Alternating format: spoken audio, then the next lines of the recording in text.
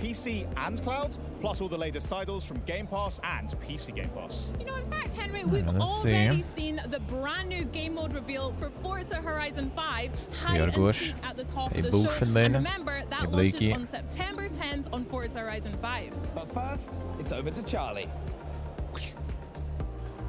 To help kick off our show, we've got some very familiar faces here with us. Still it's suffering. Sarah Bond and Phil Spencer. Thank you so much for joining us today. First question, how does it feel to be here at Xbox's Gamescom presence? It is so much energy here. It's been fantastic to see the fans. More sniper light. Opening live last night and to see their reaction. This booth, and I have no idea why we're calling it a booth, because it's not a booth. Things will get better, man. Things will get better. It really is. It's an underestimation calling it a booth, right? With experiences, still pretty good at least. That's nice. That's play, nice. You can see incredible photo opportunities is fantastic. So to see folks pouring in and experiencing it, Roll bed with notes ring. it reminds Why you not? of what makes this industry Why special, not? which is all about celebrating games, the joy they bring, and the people who make them. It's, for us, our first Gamescom with Activision, Blizzard, Bethesda, Xbox all here together. So there's definitely something special. All the teams have gotten together. And, I think there's just such great representation. I'll also say the industry has gone through a lot of transition with our shows, and seeing Gamescom as strong as ever with fans, consumers coming in, all the creators that are here, and strength across Europe. Like, we need more of this in the industry. I'm glad we're here supporting. And it's just awesome to see how right after they're cutting the marketing for Xbox in Europe. Every year, we love to see it. Before we come to the booth, though, I actually want to talk. I saw you both were at Opening Night Live yesterday, and there were some pretty amazing reveals and news in there. So, what was it like? I couldn't get a ticket, unfortunately, but what was it like to be in the room with that live reaction? There's nothing better than being in the room with the live reaction and to just see 76 people booth there, marvel at the things that are being made. All the work being showcased. This one going to be like a loading up in the Europe. Into bringing that forward. I'd say for me, it was really cool to see Game Pass titles in the show. I think we had over a dozen titles that are coming to Game Pass in the show. It's a fantastic lineup. We'll see what they still gonna show, but though. I was especially excited to That's gonna announce be anything that good, Genshin Impact is coming to Xbox. Yeah, that's my one. There's some pretty cool Game Pass rewards that are going to be part of that. There's going to be full cross progression, and it's also going to be on cloud. So that one was a real highlight for me because I know so many fans are excited to enjoy that on the Xbox. I love when creators are making new things, and you have to be really brave to come to a show maybe before you're done, show your game, get the feedback. Teams that are creating new games. Progression the there, diversity of games at the show was awesome. Oh, absolutely. New people just starting the game on their Xbox out of nowhere. Things we hadn't heard of. I also have to say Genshin. We got to meet with the MiHoYo team earlier in the day. Anything that caught the interest? Such excitement Dune, for their for sure. And it was nice to be able to support that. Oh, Dune, fantastic. absolutely. And obviously, we talk about Opening Night Live. We saw some amazing But I mean, new stuff not from like it's a Indiana new Jones thing, and the really. Great That Circle one as I was well. waiting for a Exciting while. release date. We also saw news about PlayStation as well, which is really cool. I'm really interested in that. So I want to know how this connects back to Xbox's perspective on the date, how nice, and when even this though I'm not approach happy with the happens date, to but I guess it is what it is. Just saying, Machine Games is doing such a nice job with that game. I thought it showed Daylight really is nice, well. yeah. I kind of don't really And mind that's it. the most important thing is quality of the games. That's Teams good, that are getting Revelo. support that can go build the game, and it was just nice. The long gameplay segment that they had, I thought was fantastic. Going to the PlayStation announcement, obviously last spring we launched 4 games, 2 of them on the Switch, 4 of them on PlayStation. But yeah, there wasn't like anything like, you know, like super crazy progressive, I guess was nice that they showed, but we know about this one, right? KCD2, but we know about that too. Our franchises are getting stronger. Our Xbox So like the actual kind of new things that we haven't seen.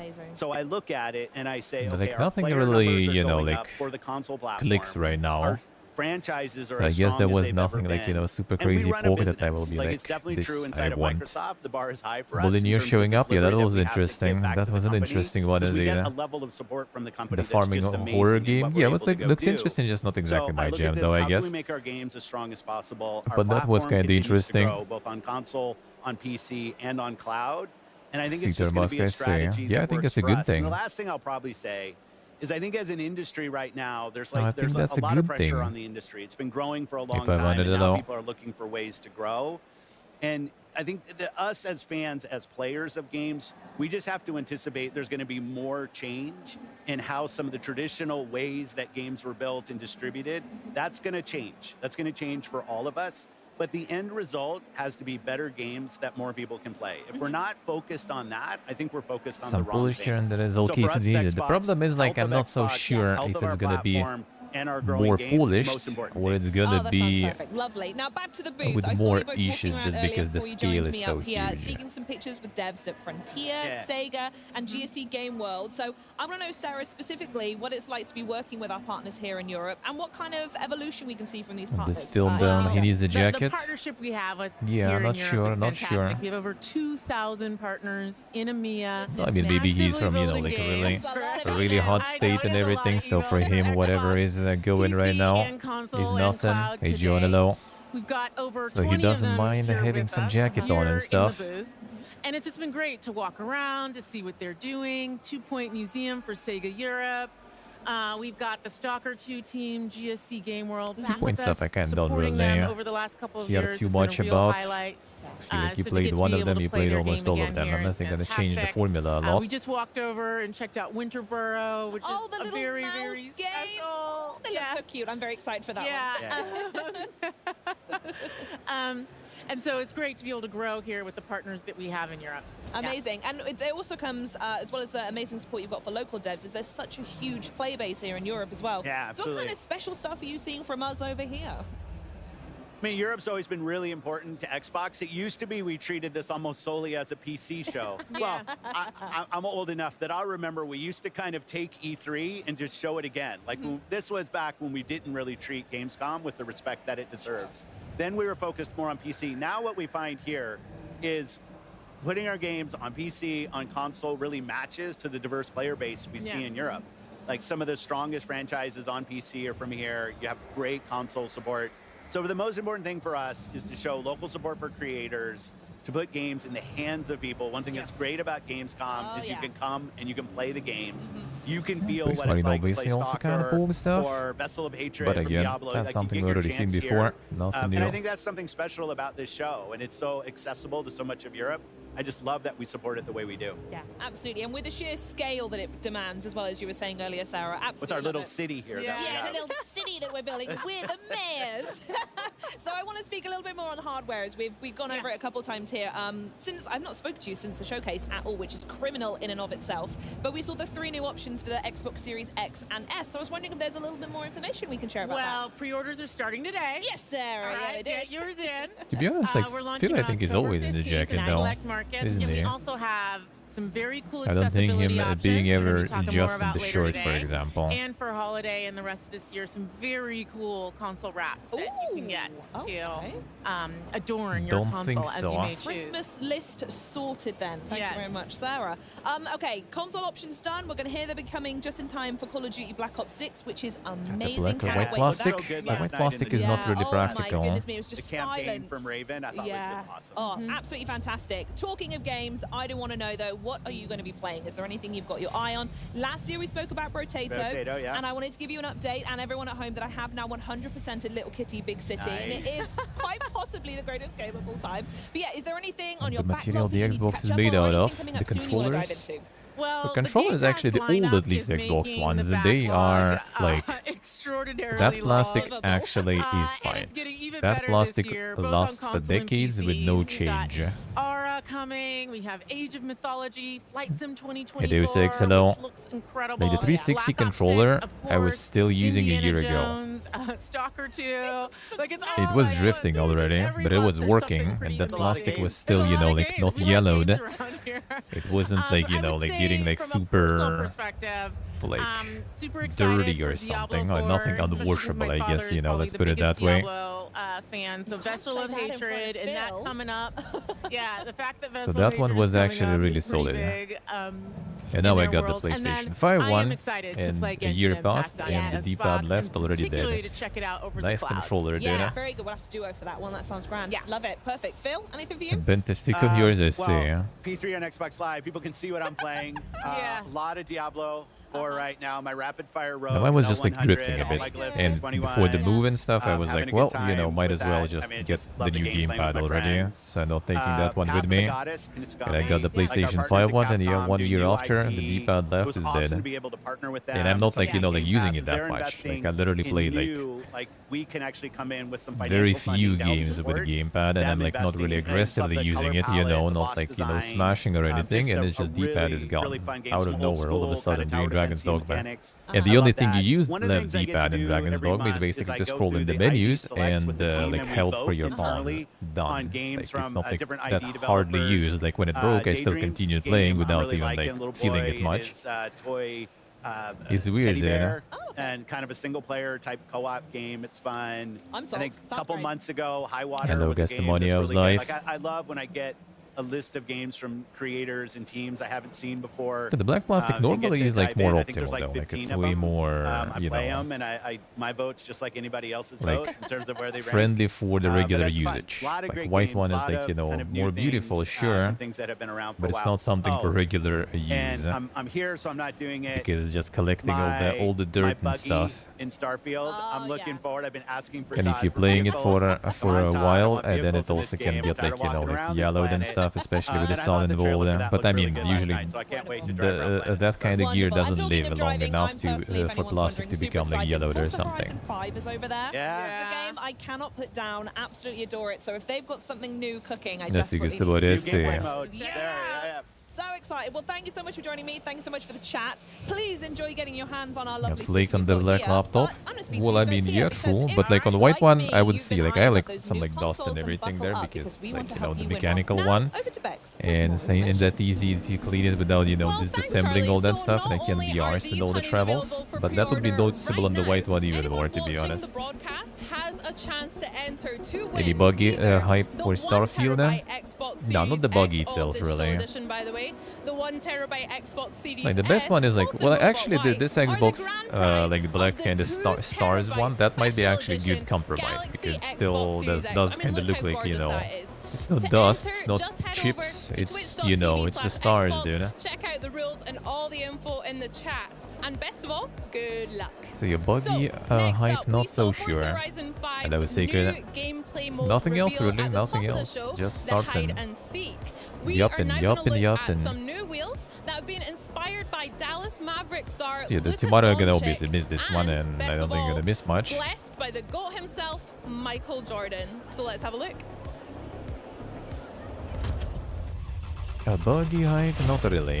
It's about the content behind it, but like just traversing, I don't care about it too much. I mean, it's fun though to have an option to have like the car there and like, you know, that you can shoot and stuff too. That will add to the fun for sure. When you have like the jetpack on the buggy too. That's fun, why not? Hey, Des, hello. So it will be kind of fun, but like the content doesn't change. That's the problem. That was already kind of like alright traversal there.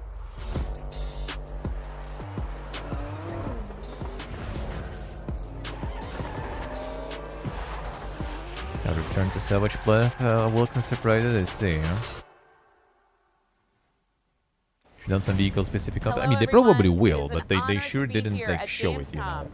That's weird. Work of our teams around the world. Like they should put more like, you know, effort, not just showing like, oh, look at this buggy, it can jetpack, it can, you know, ride around, but like show something that you can do with it, you know, also excited to be actually. speaking with our global community here on the Because they probably Xbox will. broadcast over the coming days. That was a weird During presentation Opening because Night they Live, also we just like, shared that this is a instead of like massive showing year more of a for DLC, Blizzard, they just were like, well, particularly for World here's of like this Warcraft, like the most one ambitious slide creative from the endeavor for DLC team and since the the release game's date initial done. release almost 20 years Where's the ago build up, begins you know, tomorrow, for the hype with and early stuff. access kicking off for our latest expansion, The War Within. And tomorrow, Senior Game Director Ian Hazakostas and Associate Art Director Tina Wang will be sharing more about the team's work on the expansion and the role it will play in the 3-part World Soul Saga. Last night, we also gave an overview of some new features coming to Diablo 4, Vessel of Hatred. And we know you have a lot of questions. So Diablo General Manager Rod Ferguson will be getting into the details of the new features coming with this expansion, and we'll share more about what's coming to Diablo Immortal. We're so excited to see be the here at Immortal and Gamescom stuff. with Xbox. And with all of Yeah, you, more early access. Yeah, gaming that's is the at weird its very shit. best That's the when we share weirdest our shit, man. experiences. And on behalf of everyone at Blizzard, thank you for being a part of our legendary worlds alongside us. Now, before I go, I want to leave you with a parting gift from the Overwatch team. The origin story for our latest hero, Juno, Damn. now It's available like being in gifted, Season you know, 12. like another pair of Enjoy. socks, I guess, on Christmas. The gift of Overwatch.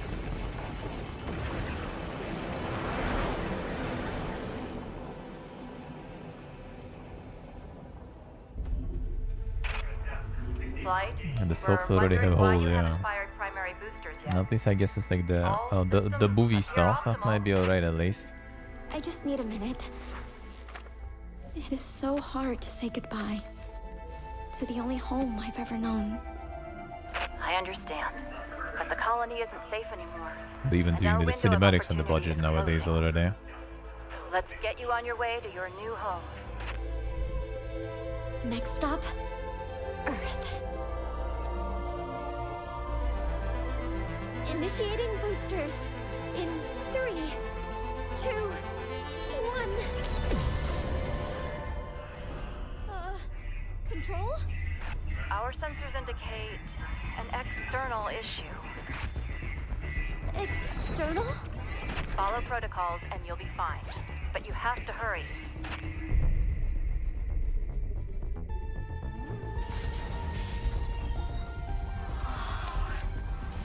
That's some old news there, for real. Careful. I'm going to find a way to save you. All of you.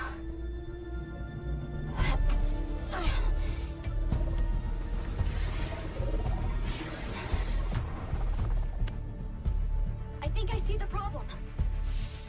Copy that. Okay.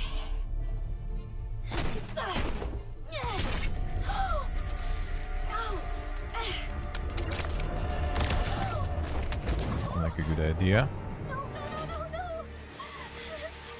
Don't panic. You're okay.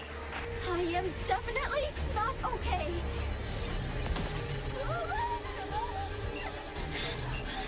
Why did I think I could do this? Juno, I believe in you. You've trained Juno for was this kind of strong. thing your whole life. You have all the tools you need.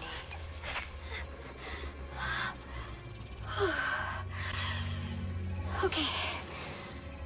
All right. I have all the tools. Zero racing.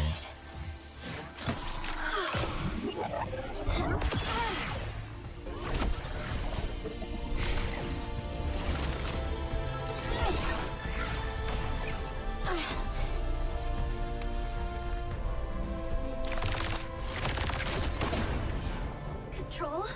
Problem solved. Hear that? We're all so proud of you.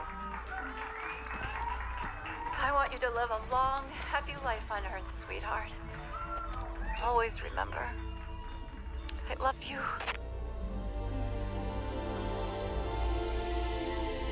I love you too, Mom.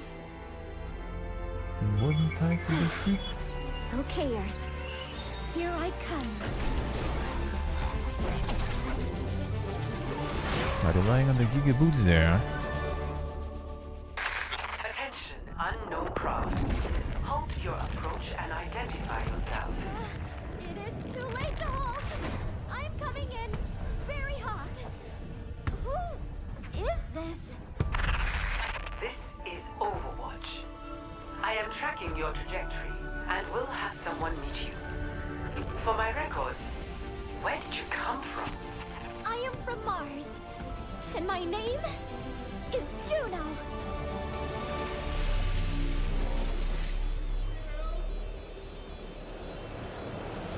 It's one of the fastest selling games in Blizzard's history, and it just made headlines again at last night's opening night live. And here to give us an exclusive look at Diablo 4's newest expansion, please welcome General Manager Rod Ferguson, Systems Designer Aislinn Hall, and Lead Game Designer Rex Dixon. Welcome, guys, to Gamescom. Thank you for having us. How Great you guys to be all here. doing? Yeah, it's exciting stuff. Now, for those of the people out there that might have missed what happened last night, why don't you clue us in? What exactly did you just do? Yeah, well, last night was exciting. So our game director for their Vessel of Hatred expansion, Brent Gibson, got on stage and he talked about something that we've been going even deeper on the expansion. You know, we've talked about the Spiritborn, the class, we've talked about the new zone, Nahantu, talked about the new story campaign, but we're like, there's even more in the expansion than that. And so we really want to get into like different ways that people want to play the game. They have a WoD booth there behind. The Undercity of Kuras, which is our new dungeon, which Rex will talk about. We have our Yellow? new Dark Citadel, which is our multiplayer co-op, and then the big thing Wishing here to see who's talking or anything, dude. Like fashion control here or something. Because this is a brand new gameplay feature. We'll talk about new class and all that kind of stuff in a sec, but Mercenaries seems really interesting. You showed off like this vignette with 4 different characters. I mean, introduce us to them. Who are these people? This Why one does it for feel the like sure. the right time to bring it in now? And how do you hope players are going to engage with the Mercenaries? Yeah. Rex? So I think the franchise has a legacy of followers and mercs, and we wanted to really reimagine that formula. And so we added this feature called Mercenaries to the game. There's 4 mercenaries that you can recruit. One is Rahir, one is Variana, Subo, and Aldkin, the demon child, which everyone got very excited about at the show the other night. And so there's a lot of depth in mercenaries. So you'll meet Rahir in the campaign. This white light here and everything. That will be also quite yellow. Within the Merc Den, you can find Thanks these to the past smoking and drinking a lot of tea and coffee. And I ain't going through some whitening procedures for that shit. Each Merc has his own backstory, his own personality. And then once you acquire them, you can bring them into your party. Yeah, Diablo 4 is alright in the seasons nowadays. Yeah, I did play a few seasons. I was kind of burned out already though on playing it. I did like what 3 seasons I think I finished, and then I kind of had enough. Each Merc has their own skill tree. And you can sort of pick and choose which skills you want them to have. Yeah, if it would be like 15, 20, that would be no problem. But like 40, you can have the Merc set up nah, for like 1 act and 1 character. And like if the character would be nice, sure, but like I just didn't click with the character whatsoever. It just looked like, like another angle on the druid, kind of between rogue and druid, I guess, sort of. Back to the Merc Den, you can actually get custom rewards that you can only get by progressing your Merc, building up that rapport in order to access these really awesome rewards at the end. And then, so I'm gonna have to be best friends with a demon child if I want to see the good stuff. Absolutely. All right, I'm in. And then this last feature we have is called reinforcements, where let's say you don't want to have a Merc in your party all the time, you can actually say, when I use this skill or perform an evade or something like that, says hello, yeah. Reinforcement Merc to jump on the field, perform an action, and jump back out again. Yeah. So there's a lot of depth, a lot of fun, and some great storytelling in the Mercs feature. I guess somebody banger games 40 for DLC is just insane.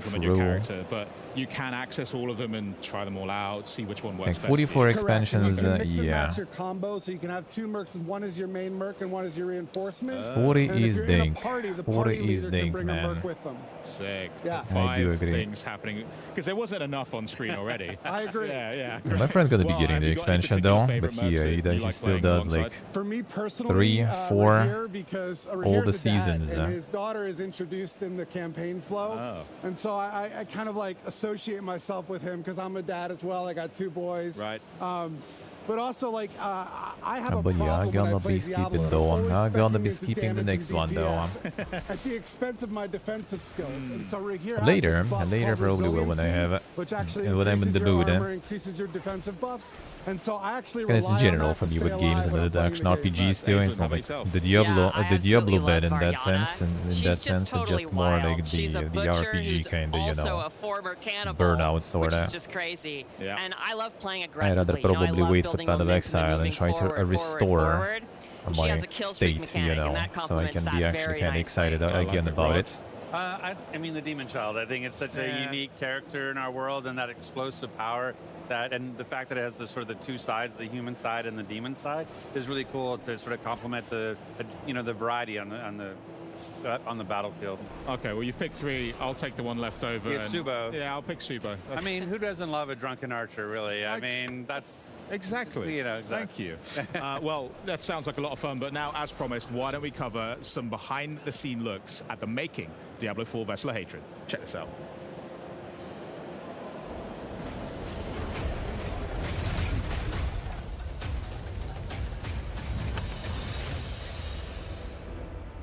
Yeah, like from the perspective of like just like we travel south playing seasons, like all this like Oct stuff is like jungles and vast sprawling they already added in seasons anyway, it's the last dude. stretch of land in Sanctuary's eastern You're literally paying 40 and we for packed it full pretty of much a experiences character. for every type New of mechanics, new areas, new there's a like whole lot to bosses and explore mechanics under is the what's dark happening canopy for of free in the seasons in the proper ARPG, right? So the only things you are paying for is like new class and story and cinematics, and like one act story and cinematics for 40 with character. Yeah, I think I'll wait. I think I'll wait for some Amiga sale. Areas. We have 6 in total. 4 of them are jungle themed, and then we have 2 that are Red Rock Canyon, but each one of them has their own unique identity. When you first arrive in Nahantu, you're in this place called Lingering Hatred. This is a high treetops canopies where you're almost walking amongst the branches high above the jungle floor. Imagine a thick canopy that the light is just barely poking through. The whole area has been infected by this thing called the Hollows infestation. The Hollows are a new enemy that's associated with Mephisto. They themselves are kind of like a tar-like substance creature born straight out of the depths of hell. It feels a little twisted. There's a sickness to the area itself. Humans have ventured into this deep part of the jungle where there's all this poisonous plants and flora. The dregs actually started experimenting with eating these hallucinogens, and it put them into this aggressive psycho rage. The dregs were pretty fun because we were able to push more variety in the monster family. You have one of these tall dregs and then half of a body of another dreg on top of it, kind of Cheapest we're discussing? Yeah, I don't think it is. And tossing poisonous bombs at the player. When you come across it, it's very memorable. And then we've also got the area of Tenganse, where you've got the Tenganse I don't like how someone looks, dresses, does something, you know. Probably leave that to yourself. Those gigantic walls let's be have honest pockets here. inside where monsters could live. It offered up a lot of opportunity to bring back a monster family like the Lucunai. We're bringing them back in a new way here as a fully fleshed out monster family with multiple classes. What a more brute force looks like, what a caster looks like. They are very much apex predators, and we're definitely in their territory. And then there's a little sub-area called the Skittering Earth. The name alone makes your skin crawl. It's bug infested, and you can see how the bugs have destroyed the jungles and kind of input their influence on it. Within the Field of Giants, you have these giant corpses, you know, like of ARPG, these long-dead demons that humans the have grind begun to mine season, away like a at for brain their rot, resources. sorta. While they've got It a just lot of kinda use like out of them, makes they're you, you also know, toxic skip all to the those land things. around it. The notion of massive demons walking sanctuary, Like when they, you know, like put an accent on it, it's like, yeah, that actually kind of is Plateau's also nice. got just this beautiful color scheme to the lighting. It's really lovely. But you to just be like, there. you know, like when you And actually then play horrific at nowadays, the you same already time, just, you know, you know, it's get like this like bunner blindness to that. The mercenaries in Vessel of You Hatred just see like, are alright, a group of people who this area is we good like to because you can describe as farm. ordinary They're people with good. extraordinary skills. They have the same level of will. These to mobs are fight good against because they don't have some demons of bullshit hell. one-shot attack, There's you 4 know. mercs that you can collect over the course of the campaign. Starts with Rahir, a blacksmith and a shield bearer, Yeah, who's more of a was, defensive yeah. fighter. He's able to go in Nice there work, and soak up nice. damage, use his shield as a bulwark against the enemy. You meet him early on in the campaign, and he's one who introduces you to the mercenary network. You end up finding acquisition quests for 3 other mercs that you can find throughout the course of the story. Subo, the drunken archer, is gonna work really well for people who want someone who's out of the main melee, in the back, offering utility and that kind of range support. Then we have Ariana, a berserker crone, who's a melee combat fighter, close range. She's got a really cool combat meter, a massacre meter, where you need to keep killing enemies to get the meter to be filled. She's got a bunch of There's some really mini-games, interesting utility actually. skills that you can kind of build in. Finally, we have the demon child, That's a Alkin, who's mini-game, magic user who can I think transform it's the himself from worst human in the form games to that you demon kind of form grind. and join you in combat. Because I mentioned before many There's this times, like really great ESO, for reinforcement example. ability where you can Like, it's take actually one of the really beautiful and mercenary skills nice. attach Like, a it lot to of one areas are your really powers cool. So that when A lot of you use attention that to skill, detail, it a lot of pulls them in detail. to do a specific A lot of skill. those typical With the Bethesda mercenaries for environments, Vessel you know, you Hatred, go one of in, the you can like things we are loot expanding something, on you can is like the skill steal tree. something there For and Diablo everything. 3, you had a very basic type of mercenary. But then most of it you just kind of like pass by while riding your fully leveled horse on the sprint, you know, and without seeing any of that. Mercenary progression arc and outfitting their skill tree so that it's complementary to your character build. I think that's where the fun in the mercenary system really lies. That would be made bad if the game was much slower. I think for ARPG you really need some sort of like, you know, like some kind of speed and amount of things happening that makes it feel good. Otherwise, it's just gonna feel too slow. All the mechanics within it are based around you working together with your party like for ARPG, you need some sort of like critical amount of like speed, crowds, and things happening on the screen. Otherwise, it just doesn't, you know, like hit the same. And all the souls that were kind of lost in it from those wars. Same goes for MMO, like you kind of need some sort of like speed of action going, because otherwise it just like becomes too tedious. Like if you have MMO with the resource management system where you can like Ragnarok Online, where like your mana, you know, like takes a while to regen, or you need like a lot of consumables to regen and stuff, and then you kind of like want to make more bang for your buck, you know, for all that mana and stuff. You want to kill things fast, want to AoE level, part of Diablo, and you want to gather like the train of mobs and then destroy them, you know, to min-max the mana usage. That you have to manage on top of that. For example, if it's like kind of like World of Warcraft-ish MMO, then you also kind of like, if the fight takes too long, then it's just kind of like, you know, like this like tab, 1, 2, 3, 4, 1, 2, 3, 4, 1, 2, 3, 4, boom, dead. Alright, another one. It just becomes like tedious, you know. Timing of that move. You can't do that kind of thing without coordinating as a team, and that's sort of the example of what just have to stop playing the game. Yep. That's why like the main story, for example, is good in Diablo, because you have all those like amazing, you know, like cinematics. You kind of like focus on that story, so you can actually see the areas and everything. But the problem is like very, very small amount. In the main game, like Diablo, the main game nowadays is, you know, like the end game. So like people already kind of like way less into the story part. You can play with two Not to mention the story part is kind of like, you know,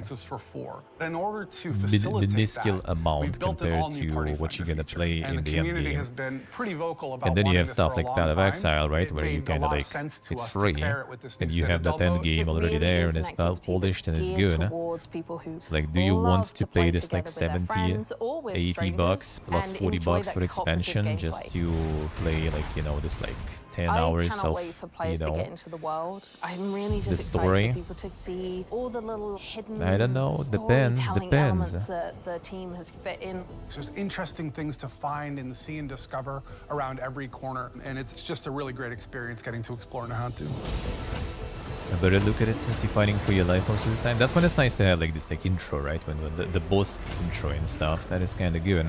There goes the pre-purchases and stuff. That is a fantastic idea. I mean, the amount of times I log on and a buddy's not there or whatever, now I can fill that gap. And who needs friends anymore, right? So, walk and explore without a fight every 20 seconds. Specifically first about the dark it's nice in the games that are kind of like built around this, like immersion sims, right? Like System Shock, for example, is really nice for that, because you do kind of like see everything. You just kind of like, by the fact that you need to explore the environment and like click on all the things going on around, you notice those things, you know.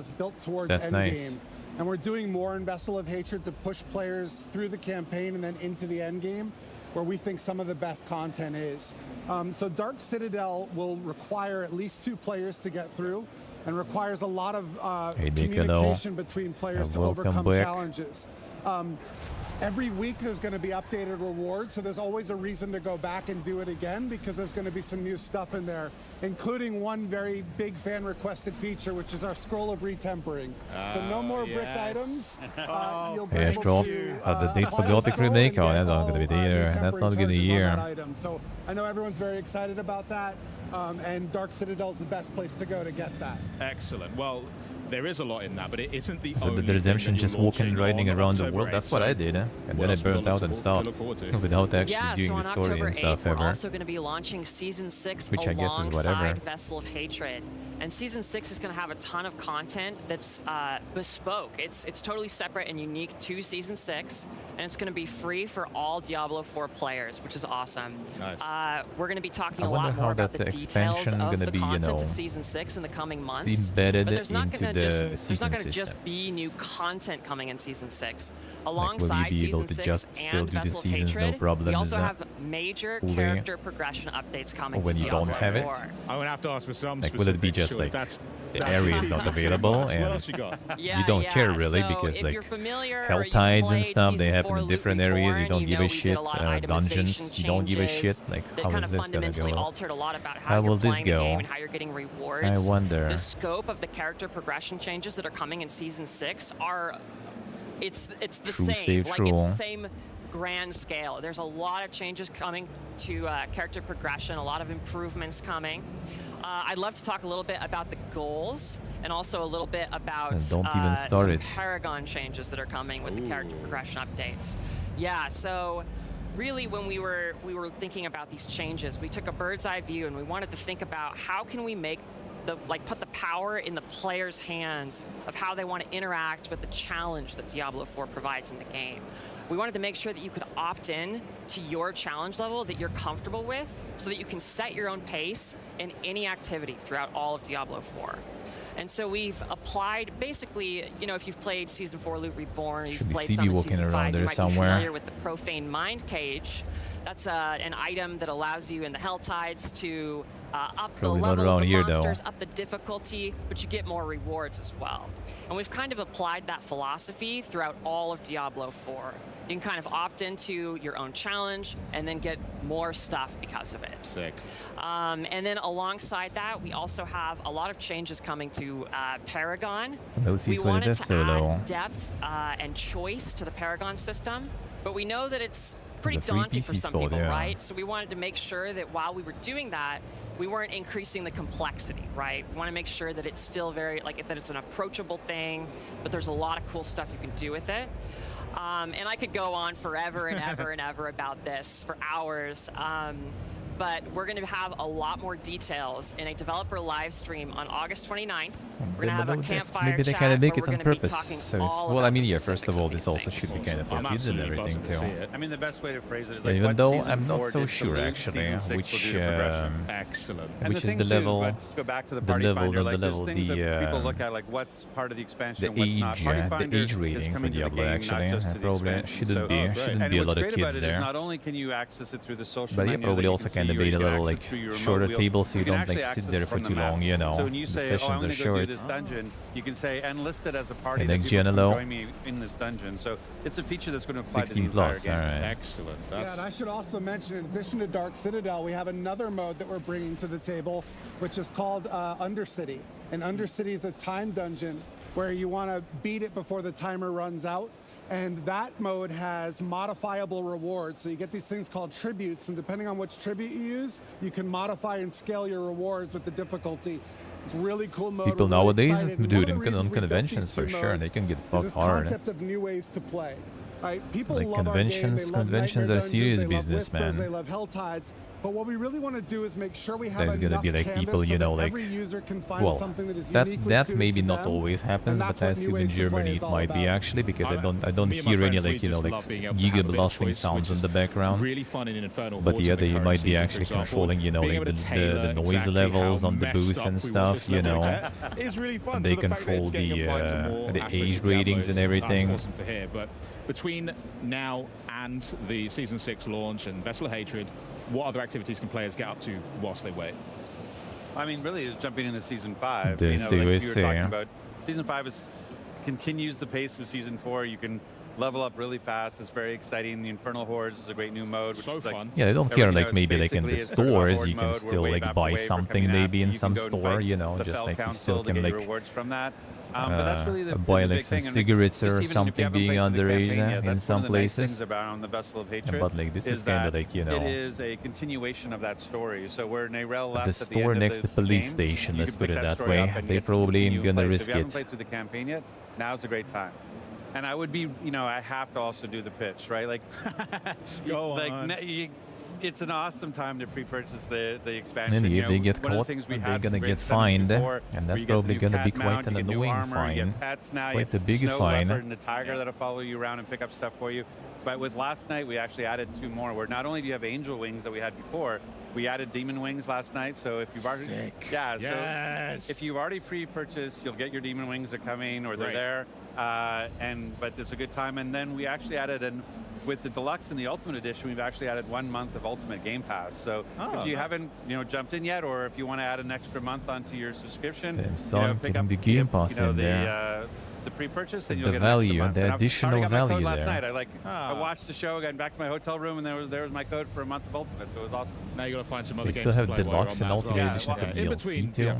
Is that possible? Why? I don't know if that's possible. Why? That's true. I mean, I've already put in quite a few hours into the current season, and yeah, it's so much fun as is, and I just can't wait to see the season 6 drop as well. And Vessel's looking great. New class as well. I mean.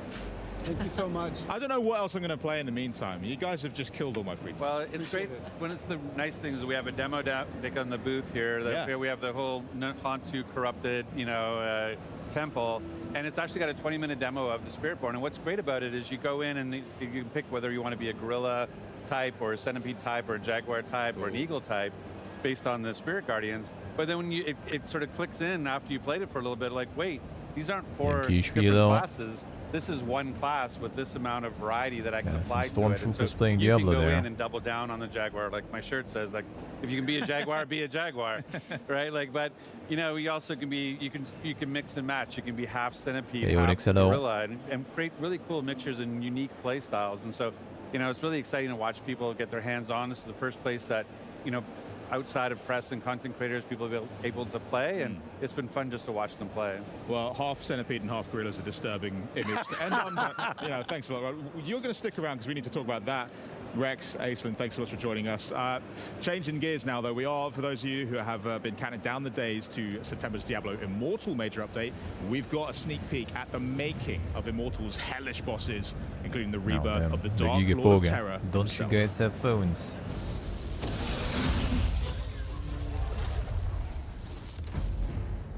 Unspeakable horrors that you are fighting. Our boss experiences aren't something that you can get in any other game. We are giving players this heightened sense of horror. We have to deliver the player with experience that they're the hero. I think the spectrum of bosses that we have definitely hit everybody's personal horror stories. So we're like 50 bosses now. Some of our bosses in Immortal are incredibly deadly, and we're really proud to be able to actually have the ability to bring Diablo back into our universe. Everything that Diablo does, everything that Diablo says needs to be unnerving, terrifying. It is going to be a very, very difficult battle. The music changes, the environment changes, and all of a sudden, you have to fight for your life. The process of designing a Diablo boss is usually quite organic. It really depends on the boss. Sometimes it starts with a mechanical idea. Sometimes it starts with kind of a narrative charm. Diablo guy died. That always should be Diablo, man. Like, what is the fiction behind the boss? Get him. And so what is the feel behind the boss? There's always the soul stones and stuff, man. In some zones, we are going to lavish incredible build-up on a boss, especially the final boss. In Tristram Cathedral, before you fight Albrecht, the first Shardborn, there's a whole quest line that has you exploring the ruins of Leoric Manor and learning about this game and Immortal, and so no idea. At the end, when you face him, there's this context and kind of a richness to the things that he is saying to you. Immortal, I have no idea about. If you are paying attention to the dialogue, will maybe resonate a little bit more emotionally. Do you see how much stronger I become? The phone?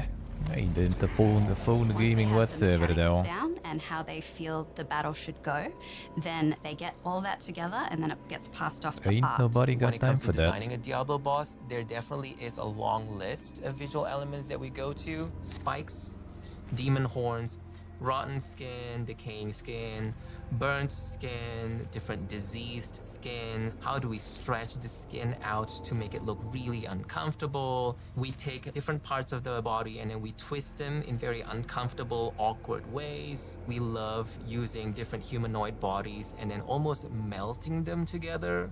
The intention in creating Diablo bosses is to instill a general feeling of unease. So if it starts to feel like we have pushed it too hard, that's usually the comfort spots. We have so many different representations of evil and horror, so no matter who you are, no matter where you're from, you can always bet that there is something in our game that is going to terrify you. So we have many different kinds of bosses in Diablo Immortal. Bosses that are almost too big for the level. They're not mobile. You only see the top half of their bodies. We have tanks where the main goal is to just get this big, giant hunk of meat and beat it up until it dies. We have co-op bosses that are, better with friends, working together as a team to really take on these puzzles that the bosses present. And then we have mind-bending bosses that really change the way you play the game, what your perception is of the boss. But my favorite boss in the game is the Butcher. Bringing the Butcher into Diablo Immortal was quite a journey for us because it is such a beloved character in the Diablo lore. When I was playing Diablo 1 for the first time, there was this shock associated with encountering the Butcher. You open the door, he steps out, he's cleaving you very, very fast. You're like, I've never seen anything like this before. What the hell is happening? I'm dead. We wanted the Butcher to be the real Butcher from the first Diablo. So it was kind of like, how do we bring him into our game? And what can we make more special about this particular encounter? Our Butcher is super intimidating. He's a gigantic boss, towering above the player. This is a Butcher that was basically too angry to die. He's just shoving his guts back in. He's got the chain that he throws. He's got the rush. He's got the fire coming out of the ground. And it's just a fun, nostalgic fight. Didn't see you could have got them all there. We've been building towards this encounter with Diablo since the launch of the game. Diablo is the Lord of Terror.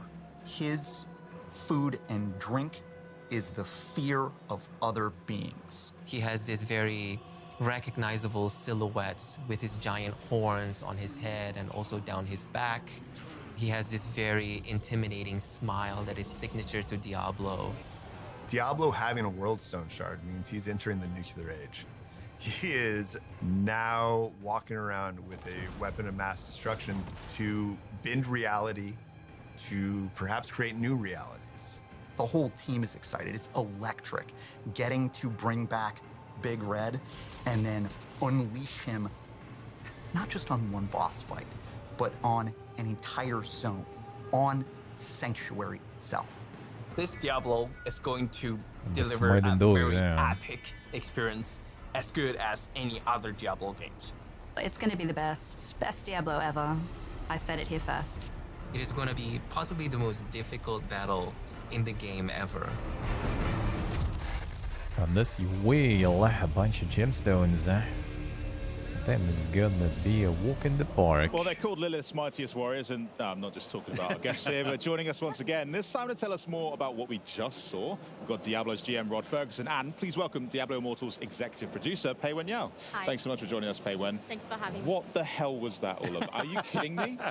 That's got huge implications for the lore of Diablo, because Playing the film you're bringing control, him back. Yeah, well, Tell me about this. I mean, it's a thing Actually, that is I it don't think the everybody really knows online what only Diablo stuff Immortal too, is, probably, really. right? So let's start with there. So are you also like think wrestling Diablo with the way to think connection Diablo issues? Immortal, it's our free-to-play offering in Diablo. It's a Trying way to to play bring it in more the players Metro in. or We want to something. go where the players Considering are. it has We're like all this okay, like not insane everybody all is those gems part of and the stuff, mainline right? All Diablo this 4 pay to win world. stuff. So I this is assume a way it to reach kind of players needs where a they connection are. all the time, And so right? we have this great free-to-play, huge campaign over I 11 assume. zones. You get 8 classes. We just added 2 over the last 2 years. Best class.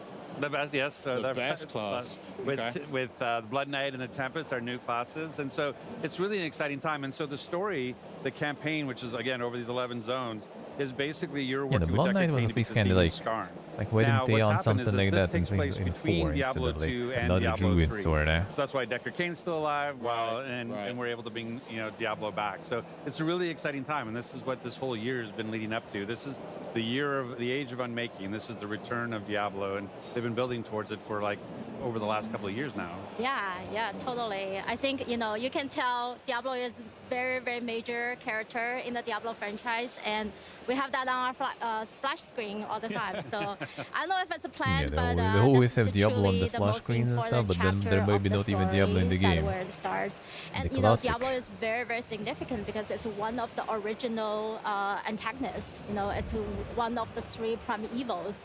So I think in the history of Diablo story, Diablo world is Diablo has this reputation of corrupting people's minds, corrupting humanity, the splash and screen of twist 4. people's minds. So when it comes down to the word, that means something is really going down.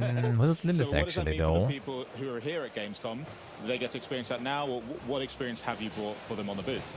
Yeah, not so for Diablo's in it, though. well, first of all, we're really honored to be here, Gamescom. Like Rod mentioned, Diablo Immortal is our first take of mobile version of Diablo World, on the phone, on the smartphone. So our mission is to reach more audience, and that's why we come here at Gamescom. Today we brought into a beautiful booth right here. That's great. Yeah, this is one of the most important content and gameplay in our game called the Heliquary Boss. So Heliquary Boss in our game is basically it represents your power. It represents your power progression because all those bosses are your power gates. You have to beat them in order to get to the next difficulty level.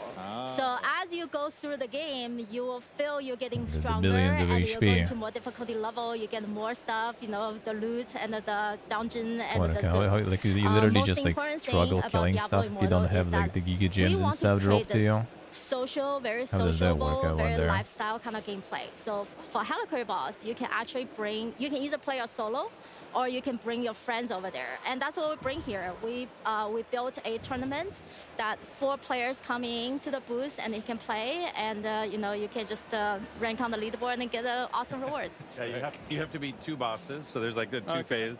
You have to beat 2 bosses, and right now the fastest is about 2 minutes 45 to get through.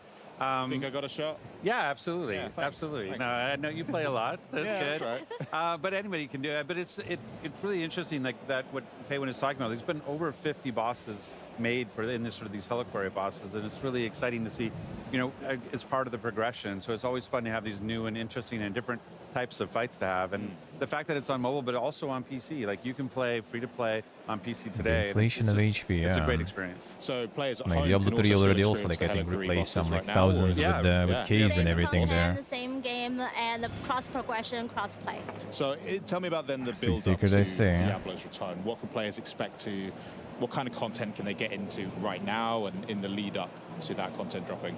Yeah, so next few months is gonna be, like I said, it's gonna be the most exciting still story need to get chapter all the Diablo stuff in for Immortal. today. It's gonna divide into, like the main quest line, the storyline is gonna divide into 2 parts. So we're gonna keep some in the future, but the latest I was thinking like an hour, but they might actually go longer considering there's a lot of yapping involved there. Maybe a couple of hours or something. Crucible of Justice. This is where the story, we're gonna review a very, very powerful weapon. It's called the Eldrim. It's a holy sword, and the player is gonna go through no better ways to calculate damage. But that's kind of like the most straightforward, I guess, approach to it. To kill Diablo, so you have to. Considering it's always like the vertical progression and stuff. And for player, the ritual, I think if you play Diablo Immortal, player is the hero. You play the hero, you save the sanctuary, you save the humanity, but the sanctuary is corrupted. When you have big numbers, people like the big numbers. And darkness casts into players as well. So the ritual of purifying this Eldrim is actually a symbolic move of player that they willing to sacrifice just themselves like easier to for the scale in the new humanity, content and everything they too. want to prove themselves to be worthy to use the Eldrim, the holy sword, to kill Diablo. So that is the first part of the September release. The numbers covering the And then screen, we're gonna that's where save they the already second part have to the options December, to our limit holiday those. time, Like and I we're think they gonna only release show the second crits part, now. which You is the can most turn it. You exciting can part, turn them off that you're completely. finally gonna face the Diablo. They're And replacing with the zeros, Diablo as I boss said, with like itself, the we also symbols now introduced too. You an know. amazing zone. It's called the War's Crown. You know, zone is one of our very, very important content in the game as well. It's beautifully designed. Not traditional concept of beautiful, but it's... Yeah, I don't think I've ever heard the word skin used so many times. I'm a little concerned, but I'll trust you guys. It fits the word. It's beautifully designed. It's very I see, Quirk, I see. created. Yeah, that's still And going. it's They're still icy, going. It's barren, They just and keep it's shortening, that I way guess. because Diablo travels through that continent and transforms the just place. keep So it's like very shortening. depressing, you know, all the cast coming down to the earth. Well, that's why, you know, players are here to save Excessive. the world. Why? Yeah, What's and that? when player travels through this War's Crown, you're gonna encounter a lot of enemies. You know, you're gonna defeat The them. never nerf Eventually, you're mindset. gonna encounter the Diablo as the final boss. Yeah, I mean, you know Tyrael. Like Tyrael Yeah. is like, when you think about like recognizable characters in the Diablo lore, Tyrael, the Angel of Justice, is one of the top ones. And so this is what's really neat about the story, is that it takes Tyrael's sword, Eldruin, and that's the sword you have to use to defeat the Diablo. And so that whole idea of, hey, while I've been fighting Skarn and getting these World Stone shards, I've become Tyrael corrupted and I did? have to get purified No. over in the Cold Isles so that I can actually be worthy of this sword. And taking that sword and then being able to use it against Diablo is just a really cool moment. I mean, you said in the video as well that Actually, this I don't fight remember, with like, Diablo will be the toughest. What was with Tyrael in fight Diablo 4? players I have don't ever- think we had it, right? Is that true? What are you, I don't think what are we you had possibly him throwing there, at us? right? 'Cause you also just showed us like a 20-foot butcher. So, well, I mean, what's Diablo? What's he going to do to us? Anything Yeah. you can share there? Yeah.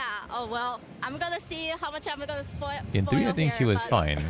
Yeah, Diablo boss is going to be the hardest one that the player gonna encounter, because Diablo is such a classic character. So Yeah, he became we still human, take a lot and of at the end of the 3, classic he skills was kind from of like, Diablo. well, So, you know, at the end of it's the still 3 featuring was fire, fighting, lightning. So if you go to the battle, have some equipment, fighting the- have what some was his gears name that was even? the fire and lightning resistance will be helpful. the Giga Angel and stuff. Because you're bringing the Eldrim to the battle, right? So when Diablo calls Can all 4 his Lidit stop Diablo them? soldiers, and they Tyrael? will swarm over to you, and you have to beat them really, really fast. And that beat up of those enemies I think it actually was gonna Tyrael in 4, recharge no? your Eldrim. It's gonna be, it's gonna make the Eldrim ready to, you know, make it good. Maltail use. is the So, dark one. Yeah, and by the end, Right? I'm not gonna. By the the one, end, what's it, like, paint the real end. Empyrean, The real something. end, you're gonna see this beautiful cinematics. It shows how The Giga Eldrim, Angel. player take Eldrim and eventually kill the Diablo. So. That was in 3. exciting. I can't The wait one to who was co- thinking yeah. that he Well, can I'm gonna fight have to go and set a time Diablo, yeah. on the booth to make sure I get a chance at that leaderboards. But I want to thank you both. So we have Nice, the Virgin, Inaria nice. statue, you know, the really big one. In that's 4, I the don't size of the remember. land. Like in 4, Lilith fights with what's the name? I already forgot like all the names and stuff already, dude. All right. Well, thanks so much for joining us. I Not hope you with enjoyed the rest of Tyrael, but Gamescom different as well. Angel. Coming up though, the team from Stalker 2 is here with the latest from the sequel, Heart Oh, of there you Chernobyl. go. Sick. At least some Plus, we've also Stalker. got a look at the newest Xbox accessories that are enabling players everywhere to play the way that they want. And later on, we're going to explore the newest Starfield expansion, Shattered Space, and find out why fans everywhere are setting aside gigs of space to explore even Like you should start with more that, you know, this and then epic like all open the world. But Blizzard first, segment and stuff, I would what's skip great? and already play Xbox games. Game Pass. Inarius, Yeah, yeah, take a look at Inarius was the stub with the stub by her and killed Welcome by to her. the gameplay commentary of our new game, Lonely Mountain Snowriders, which is the spiritual successor There is the to Lonely Stalker. Mountains Downhill. It's a skiing game in which players need to find their own way down the mountains in a wild and beautiful mountainscape. The Our video is most funny, but you need to know the important beams from the LSPCD game. I see, I see.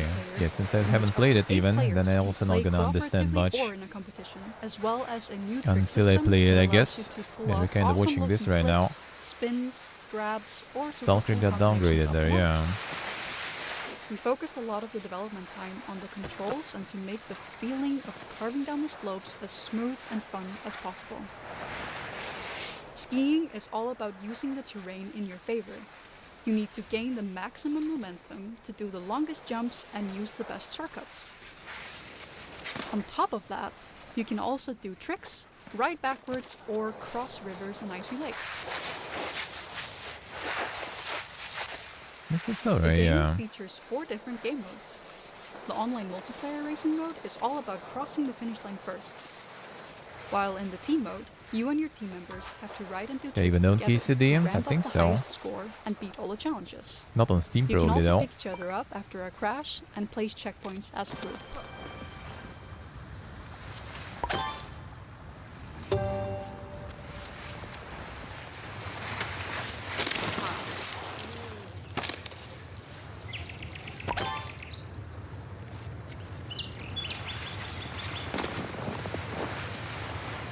In the solo mode, you have to beat challenges to unlock new mountains and trails.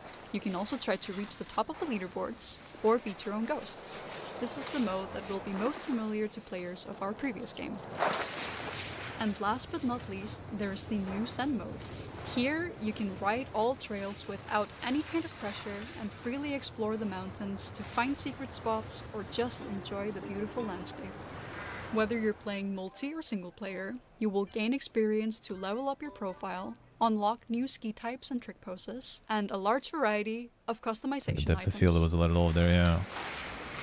Please Thank like. you for taking the time to watch this video.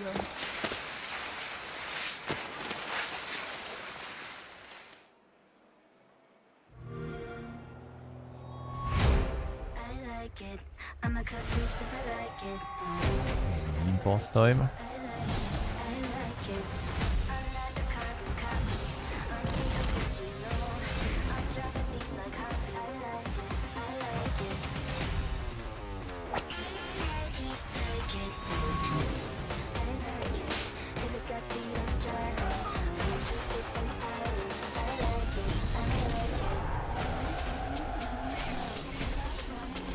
True, save, true.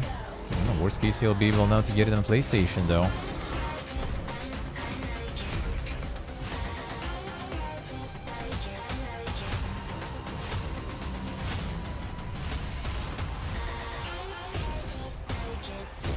Yeah, for cinematic perspective, that was kind of weird there, yeah. Well, like, you're supposed to enjoy the view, and all the view is blurred. And right now, it's easier than ever to join the party, especially if you play on PC. Why? Because PC Game Pass is designed for PC players. Get new games on day one like Call of Duty Black Ops 6 on October 25th. Play some of the biggest games of the year and unlock partner benefits from Riot Games and EA Play. And if you're not already a PC Game Pass member, join now and get your first month of PC Game Pass for $1 or €1. This offer won't last long, so act now. But first, this post-apocalyptic horror action title is set against 64 kilometers of eerie, explorable area. It's also one of the most anticipated games of the year, and here to bring us back into the zone with some never-before-seen gameplay of Stalker 2, Heart of Chernobyl, please welcome game director Eugene Grigorovich. Eugene, welcome to the show. Yeah. Thank you for inviting. No, honestly, it is so exciting. We've got it on the booth here at Gamescom. Cool. I've been able to get hands on. I'm so excited for you to take us through what you've true. brought with us today. But how's your first Gamescom? The previous was a year ago when we bring our demo, which was shown just on the PC. Yeah. And today we are bringing another demo, which we launch on Xbox Series X.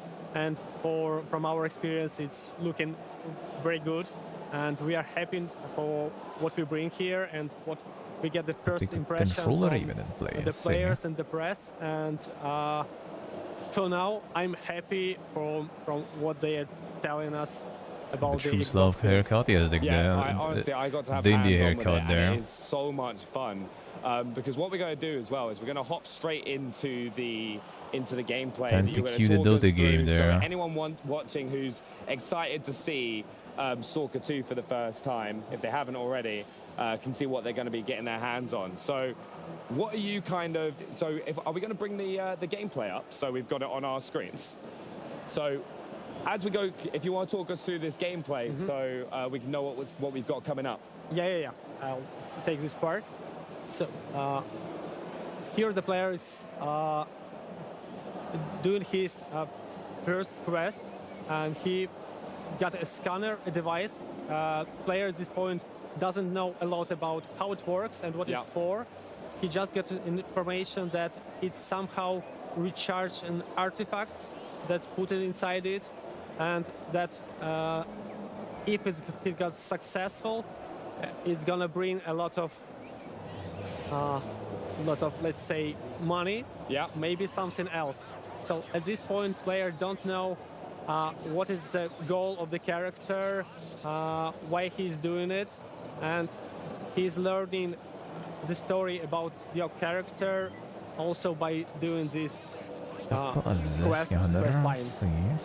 Because this is actually the bit that they've got on the show floor here, isn't it? At the start of the game. Because I had so much fun. I get what you mean as well when you're just trying to discover what exactly it does, and the storyline sets that up.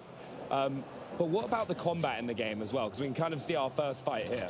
Yeah. So it's a group of bandits. They were resting just nearby like their at least, camp, like the bullets fly the way they be sent then to. they saw that something happened. A little less painful than in the original ones. They just turned up going to see what's happening and found you, a player, and it's amazing as well, because I found myself when I was playing this I was like the flashlight turning on and off, and like you can also like lean round corners, can't you, to kind of like engage fights from like a bit of cover. I mean, that's probably played also this season on Xbox, so can controller game in.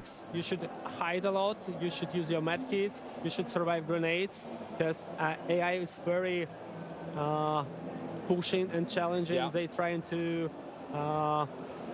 outcome you, to go from other side, and it's pretty stressful. So it's a first fight. It's very simple fight against 3 bandits, but as from what we can see, it's often leading to several deaths. One and only. It's very unforgiving as well. The infamous stalker. Well, I found that it's like a big part of the game is like looting. So what kind of things should people be looking out for when they're looting? Yeah, so the part of the game, so while we are fighting, we are losing our resources, consumables, food, ammo, and after the fight finished, the we mechanics. have to get through the actual can, the food, the physics and stuff. Maybe loot their camp to restore what we just spent, because without it, we just run out of ammo, and not just like some random stuff. Like a one solid texture. That's the big thing actually picking some I pieces am from very there. trigger happy when it comes to first-person shooters. Like I fire way more bullets than I should, and then I found myself as well. I was like, I need to go check every building that I can because I need more ammo. Like, what kind of advice would you say for players hopping into Stalker 2 to spend their time in the world? So the reason why you should did that? Everyone did, I think. Some stashes in locations is not because you just want to find some items, but because it's interesting to discover this abandoned place. My grandfather was using knife to open them cans. I need them too. Until he fucked up the table though with that knife. And when you are just walking around and looking for the corners, and it's beautiful there, you can surprisingly find something stashed there, because it's an stalker stashes. They use some stashes for their next journeys, because they can bring like hundreds of thousands of kilograms. They have to make some stashes for there, and players sometimes find them. Oh, it just becomes a knife holder, often rewardable, and often it's very rewardable, because you can get a huge equipment boost by just going to some would kind of look kind of weird. I guess there was like a reflection there. there. Anything there, but it could be there. That's what I found. I found myself like an assault rifle when I just had a pistol to start with. I was like exploring buildings and found that. But the game also, it looks amazing. Yeah, this is the start of a next fight. The player, we have some stealth mechanics. Yeah. So it's not That's very a stealth mechanic for sure. As you used to have a stealth in the game, it doesn't offer you like ability to be invisible for enemies. No, they will see you and shoot you. But at least it allows you to get slightly closer, to find better position to start the fight, and or maybe to initiate the fight with a grenade, There's like HP has this like, you know, like slowly dropping bar there also. It seems like the healing item restores it anyway to the full. So I wonder for what that is. Like there's like a white bar still there. Is there going to be some other mechanics to kind of regen that white bar? And this restores anyway, like past the white bar too. You're gonna lose a lot of hit points if you not stop and use the bandages. Yeah, because that's okay. That's the bleed. All right, I see. Got, like the bandages to stop the bleeding, but there's like different types of med kits that you can find as well. You can have a regular. They heard me. They heard me. Med kits and an army med kit. Yeah. And they provide additional boosts, but mostly it's restoring the hit points. But also, if you are not in so the will fight, bandage restore the white bar too then, or just prevent it from accumulating? You just eat, and it will also bring you a small portion of hit points. See, that's what I loved as well. I found like there's so much resource management that you have to like pay attention to as Stalker, which really gives you a different challenge. So it's like you said, NPCs, that's not family names, that's the nicknames usually. Jora Booba probably is not exactly from the Booba family. You're watching about yourself, so we try to bring this. But the Booba is actually kind of like simulation, nickname-ish material in the Slavlands. Human that goes to Chernobyl exclusion area with your backpack with some food and doesn't mean what you think it does. To do the same to be honest, it doesn't really mean anything. I think. The game, as in life, because you have trying to think, but I don't think so. You have to. Like you fall, you broke your leg, you have to use some medkits. You should just, I guess, if your last name rhymes with it. That's what we are doing here. Yeah, no, I honestly, like, it's one of those things. I'd recommend it to anyone. If you haven't had the chance to just play the original Stalker as well, because when I got to play here, you just think and approach gunfights so differently because there is that like risk element, and some of the enemies. Like, I was jumping out of my skin because there was like a camouflaged opponent that I came across in the demo here at Gamescom. And, like, can you tell us a little bit more about the enemies that we're going to face? Yeah, so the zone is inhabited by different factions. There are factions that came from the first Stalker trilogy, and there are new factions, and they have a story behind them of how they appear, what is their goals. And for the player, it would be interesting to uncover and discover these stories. And it's important to mention that burst fire DK IRL is the recoil real. The recoil is insane on that thing. Several walkthroughs to get all this. Actually, you don't really even feel the recoil. You could discuss it with your even though we had the half the clip only, but like with 15 in the clip, it just disappears in the moment. You don't even like notice. You just kind of like, you know, like touch the trigger and the clip is empty. Like this. Yeah. So it's for me, I find it should be interesting for people to discuss their experience with each other. Yeah, we also saw just beforehand, right, we can actually see the scanner going on right now. Can you talk us through this? It's echo scanner, it's a simple scanner, you just beep, and the faster it beeps, the nearest is an artifact. Yeah. You can collect an artifact just by using scanner, and at this point, player face that Bloodsucker is a canonical enemy in Stalker series. He has an ability to become invisible for player, and we found that from the feedback of the players and from what we see that he's doing quite challenging thing for the players.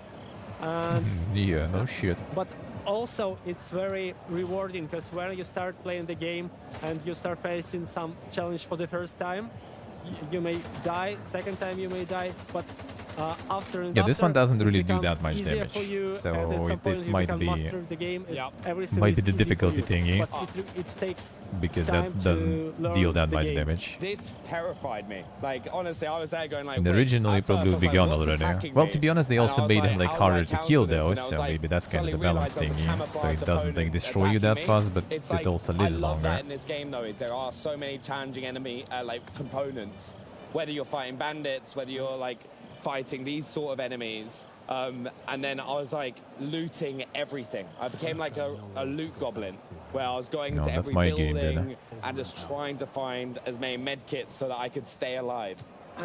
And there is also a lot of pieces of content just near the locations.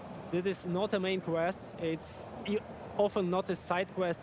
It's just some encounters or narrative little stories to bring you an experience of discovering this real location, real zone, and it's not a fake world.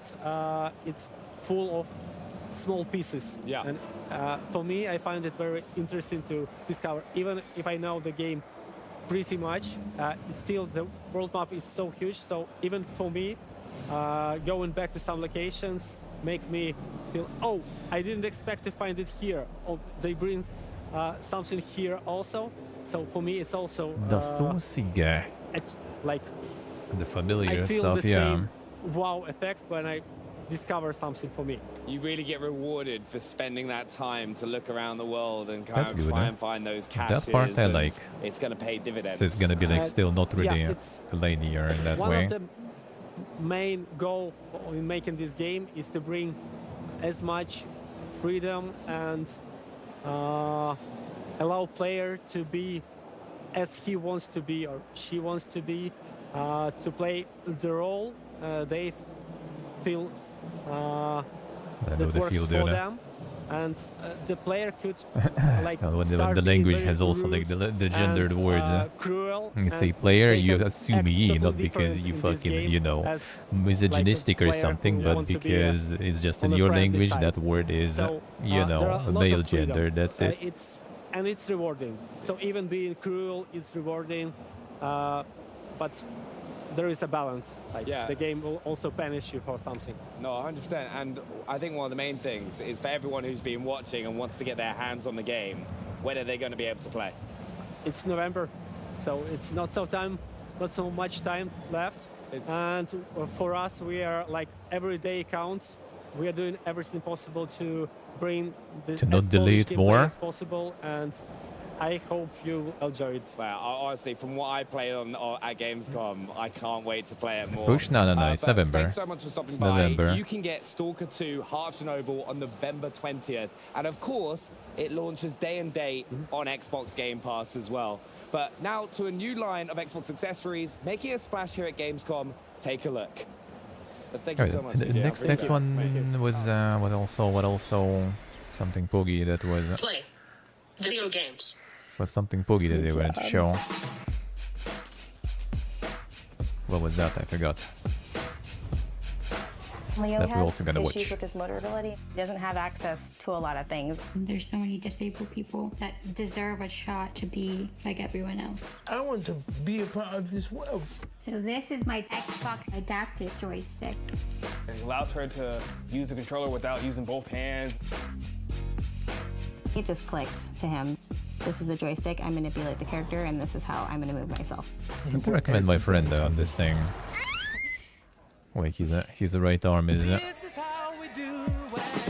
was not really functional as much. Even though he plays mostly the Euro track, so I think he's probably kinda okay with that. Maneuver. You can get files from the Xbox download.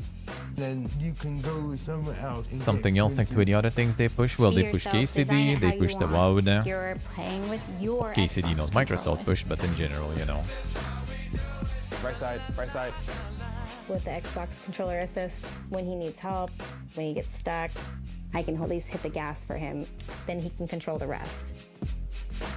Having the joystick levels the playing But field. thinking of KCD, yeah, that one got pushed. He can fly. He can do everything you can't do. He enjoys winning and will definitely let you know when he does.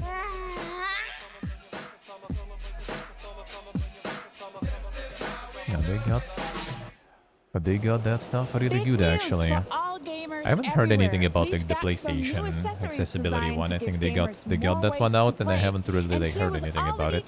Please welcome Xbox Or is it not out Principal yet? Designer Chris Kudrowski and Senior Accessibility Product Manager Caitlin Jones. Welcome to Gamescom. Because they also announced one, maybe even released one, and then I kind of haven't heard anything about it. All good?